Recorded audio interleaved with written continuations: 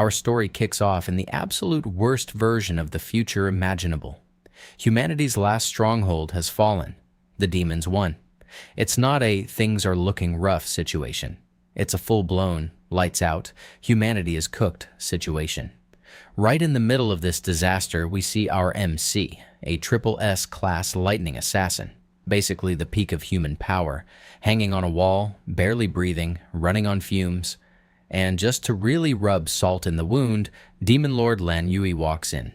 Now this guy didn't just come to finish the job, he came to trash talk first. Classic villain behavior. He tells our boy he's going to absorb his life essence and make him his food. A whole triple S class warrior reduced to a snack. Disrespectful. But our boy still has one last card up his sleeve, a triple E's ultimate skill called Final Arc Light. And while charging it up, his mind flashes through every person he lost. His sister, his master, his parents, everyone gone. And he's thinking to himself, if only he was a little stronger. If only he could go back to before everything fell apart. If only he could stop the very first demon lord from ever appearing.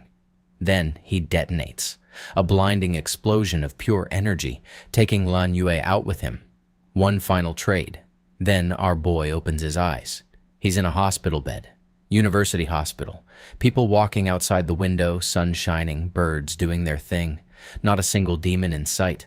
Our boy just stares at the ceiling for a moment, genuinely confused about whether he's alive, dead, or somewhere in between. Then it slowly clicks. He's back. 10 years in the past. Back to his university days. The whole apocalypse hasn't happened yet. And right on cue, a system window pops up letting him know that Glutton's power fusion is complete. Our boy stares at this notification like it showed up uninvited. He walks to the mirror and pieces it together. This is 3 years before Demon Lord Wrath appeared, the one who cracked open the gates of hell and triggered everything. After that, the other demon lords just kept pouring in one by one, and our boy lost everything he had. But not this time. This time he knows exactly what's coming. He checks his stats and his eyes go wide, because these numbers are unlike anything he ever had in his past life.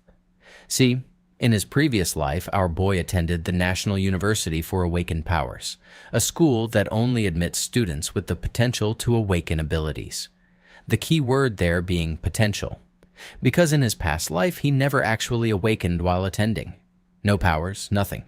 Just a regular guy surrounded by people with abilities, which meant he was permanently at the bottom of the food chain and everyone knew it.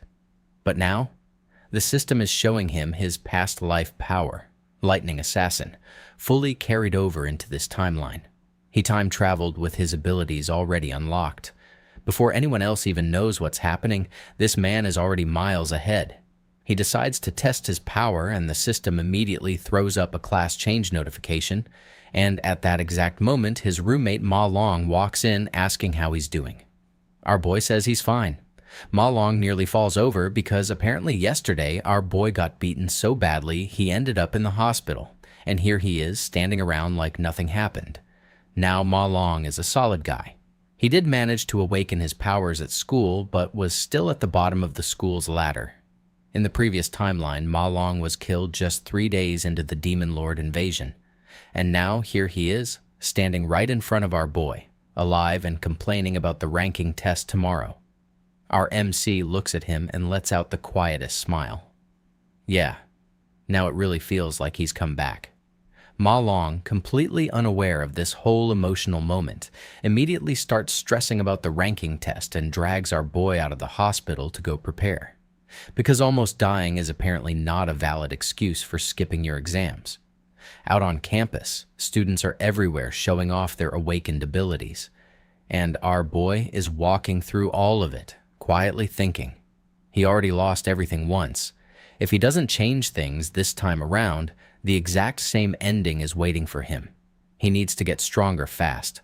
In this world, the fastest way to rank up is by hunting monsters near dungeons. Simple enough, except every dungeon is locked down by major guilds. No guild affiliation means no access, and no access means no ranking up. The system is completely rigged against anyone without connections.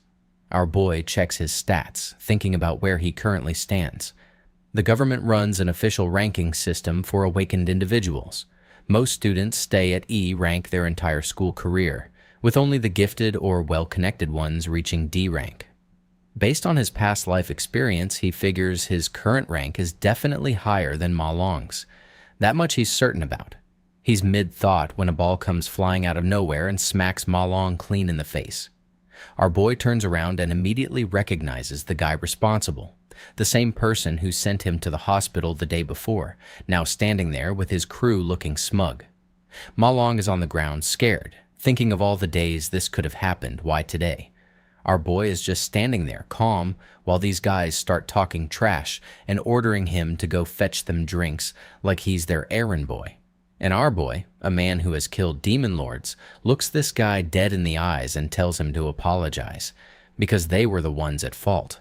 Now, while our boy is standing there telling Gong Cheng to apologize, his brain is running a greatest hits compilation of every single time this guy made his life a living nightmare. We're talking relentless bullying, so bad that our boy used to literally faint sometimes. And in his past life, the best response he could ever manage was quietly thinking, why won't they just leave us alone? That energy? Gone. Permanently retired.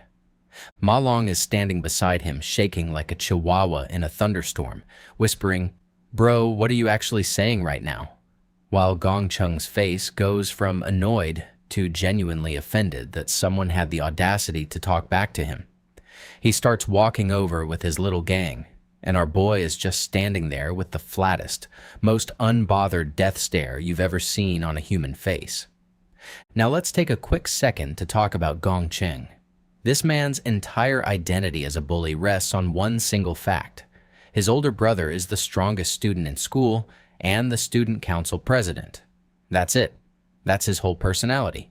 His own awakened power? Completely average. Mediocre at best. This dude has been living off borrowed clout his entire life and has absolutely nothing to show for himself personally. A whole bully with no personal achievements. Tragic, honestly. The students around the area clock the situation immediately and the crowd commentary begins. Gong Cheng's gonna destroy Si Chen. Didn't these two just get sent to the hospital yesterday? The two most useless guys in school are about to catch another beating. The crowd has already written the script, printed it, and handed out copies. Gong Cheng towers over our boy, gets right up in his face, and tells him to repeat himself. Our boy looks him dead in the eyes without blinking and says, leave us alone. From now on, Gong Cheng completely loses it. He winds up and throws a punch, screaming he'll teach our boy a lesson, and our boy just casually flicks it to the side without even looking at it, like swatting away a mosquito. The crowd goes dead silent. Every single person standing there is frozen, trying to figure out what their eyes just witnessed. Si Chen, the Si Chen, everyone's favorite punching bag, just deflected Gong Cheng's punch like it was mildly annoying. Gong Cheng starts screaming about how a weakling like our boy dares to challenge him. Meanwhile, our boy, who has been absolutely dying to test his powers since he woke up in that hospital bed this morning, is internally thinking, oh, this could not have worked out better. He activates Lightning Assassin right then and there, and Ma Long's brain just completely short-circuits on the spot, stuttering about when exactly his roommate found time to awaken between getting hospitalized and eating breakfast. Our boy looks at Gong Cheng and just gestures, "Come on." Gong Cheng charges in with a fully powered jab, thinking this is already over. Our boy slips underneath it with pure lightning speed and drives one single punch straight into Gong Cheng's face, sending him tumbling across the ground like a bowling pin. The crowd erupts into disbelief. Si Chen just sent Gong Cheng flying with one punch. One. The math is not mathing for anyone watching right now. Gong Cheng screams at his goons to jump in. His goons take one look at our boy and suddenly remember they have very important things to do, literally anywhere else. They are not dying today. Gong Cheng, running entirely on ego and absolutely zero survival instinct, charges again at full speed, screaming, he'll kill him today. Our boy grabs his fist clean out of the air, squeezes it like he's stress testing a stress ball, charges up a punch, and sends him crashing straight into the wall. Gong Chung slides down it slowly. His goons are already 3 zip codes away. Ma Long is on his knees on the ground, completely unable to process life right now. Our boy stands over a thoroughly beaten Gong Cheng and calmly checks his stats. He runs through his conclusions one by one. First, he can switch to Lightning Assassin class freely, just like he could in his past life. Second, even though the system shows him at level 1 he's clearly strong enough to handle the lowest ranked awakened individuals, putting him comfortably above E rank. His exact rank is still unclear, but it's definitely not at the bottom. Progress. But there's one thing bothering him. He just knocked Gong Cheng completely out, and his stats didn't move a single point. No experience gain, nothing changed. 0. So our boy slowly walks toward the knocked out Gong Cheng, materializes his lightning blade, and presses it right against his throat. The killing intent radiating off him is so heavy it could physically suffocate someone. Ma Long immediately starts screaming for him to stop, but inside our boy's head he's already figured out the answer to his problem. The way to gain experience in this life works exactly the same way it did in his past life. And if you've been paying attention, you already know exactly what that means. So our boy still has his lightning blade pressed against Gong Cheng's throat when a voice calls out from behind him. It's Ling Yu, the student council vice president, telling him to cool it. This is a school, the punishment is sufficient, there's no need to go further. She also adds that Gong Chung won't be laying a finger on him again. Our boy thinks about it for half a second, then tosses Gong Chung on the ground like a used paper towel and walks off. As he's leaving, the entire crowd just silently parts for him. Nobody says a word. Meanwhile, Gong Chung's goons are peeking at him from behind a wall, having a full-blown panic attack among themselves about that look on Si Chen's face, collectively agreeing to never breathe in his direction again. Gentlemen, that's the smartest decision you've made all year. Ling Yu watches him leave with this curious look on her face. Ma Long scurries after him loyally like a golden retriever who just watched his owner flip a car. Back in the dorm, Ma Long immediately gathers the roommates and launches into the full story. Si Chen awakened. Lightning Assassin. Demolished Gong Cheng with his bare hands. The roommates listen to every single word and then stare at him blankly like he just told them the earth is flat. Roommate Shang Zuo jumps in immediately. If Si Chen is really that strong, why is he outside doing basic physical training right now like some regular person? How does an awakener even need fitness training? None of this adds up. Roommate Shang Yu backs him up, suggesting that the beating Ma Long took yesterday clearly rattled something loose upstairs. Then Shang Zuo really gets going. He reminds everyone that the 4 of them were placed in the same dorm because they were the 4 weakest students in the entire year. Unchangeable fact. He's the strongest among them, a nuclear mage, a full combat class, while the other 2 are just support chanters. He also points out that a person can only awaken once into one class, so the idea of Si Chen being a lightning assassin is ridiculous. Si Chen looks like a weakling. Meanwhile, he has been feeling pretty strong lately. He says this while flexing his bicep. Shang Yu ends the debate by saying tomorrow's ranking test will settle everything. Yeah, sir, we'll see who's talking then. Across campus, Gong Ting, student council president and the actual reason his little brother thinks he runs the school, is walking out of an E-rank demon training lair when he spots Gong Cheng still sulking outside like a lost puppy. He asks him why he's still there. Gong Cheng spills everything. Si Chen humiliated him in front of the whole school and he can't sleep until something is done about it. Gong Ting simply says he'll handle it. No raised voice, no big reaction. Just 2 words that somehow sound more dangerous than a full threat. This guy's energy is unsettling. Later at dinner, Ling Yu asks Gong Ting how exactly he plans to handle the situation. He asks her whether Si Chen is actually as strong as his brother claims. Ling Yu lays it out plainly. He knows the strength and rank of every student in this school. Less than 10 people have reached D rank, and Gong Ting has personally recruited every single one of them into his club. Everyone else without access to demon lairs has no real path to improvement. Nobody outside their circle can keep pace with them. The way she says it isn't bragging. It's just facts, and that somehow makes it worse. Now cut to our boy, running 20 kilometers, in the pouring rain, with a 100-kilogram weight strapped to his back, at night, while everyone else is eating dinner and flexing biceps in the dorm rooms.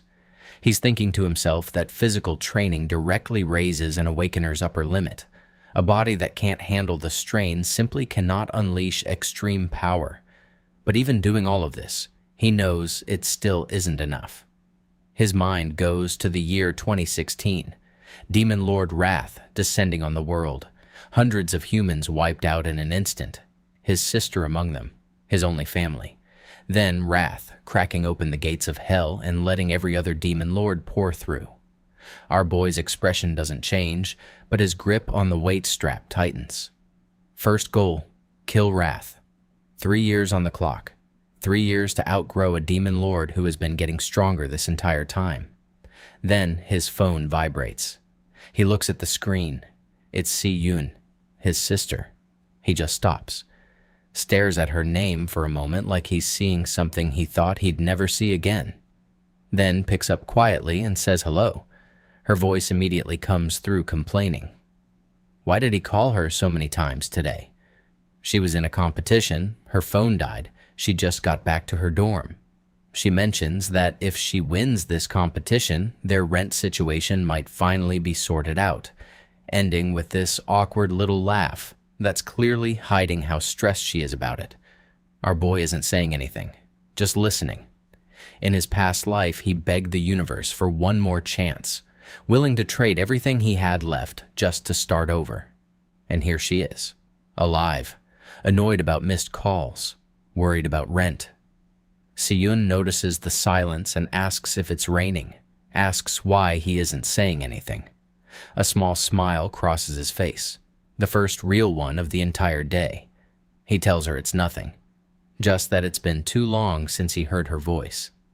Si-Yoon laughs and tells him they literally spoke 2 days ago. She promises to bring good news when they meet after her competition and hangs up. Our boy stands completely still in the rain.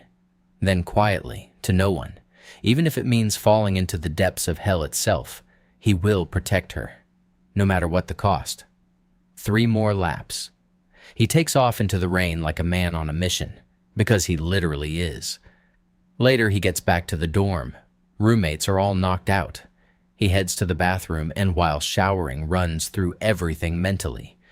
8 hours back in this era, still adjusting to this younger body, weaker than what he's used to, but also younger, with more room to grow than he's had in years. He comes back to the room, sits on his bed, and locks in on the most critical problem in front of him right now.